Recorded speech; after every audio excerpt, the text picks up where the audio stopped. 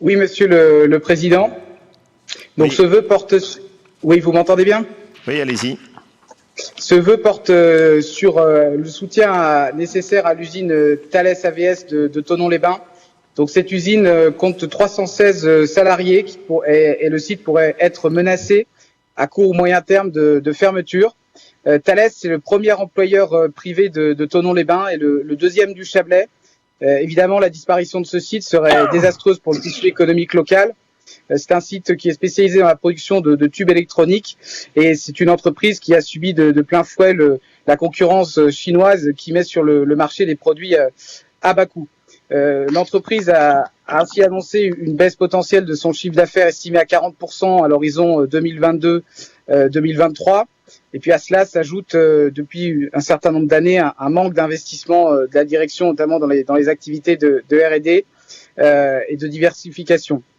Et pourtant, il y a de nombreuses compétences, 130 compétences métiers sur ce site.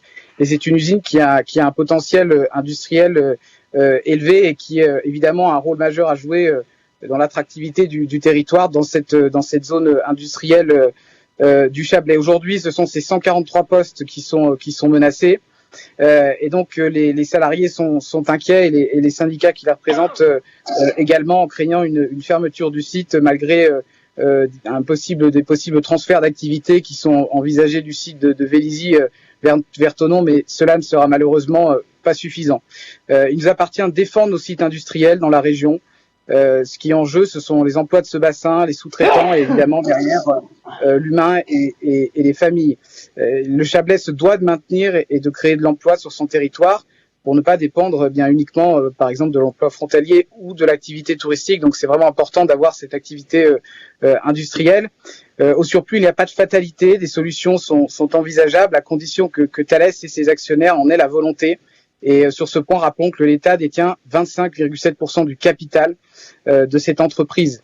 Donc, la diversification de l'activité, la réinternalisation d'une partie de la R&D ou encore la coopération dans des projets ambitieux avec le CERN ou le PFL pourraient être des pistes. Donc c'est pour ça que nous déposons ce vœu et qu'il serait important que les conseillers régionaux, que le conseil régional puisse affirmer son soutien au maintien de ce site et à l'emploi dans le bassin du Chablais, dans le cadre d'une stratégie industrielle renouvelée et ambitieuse.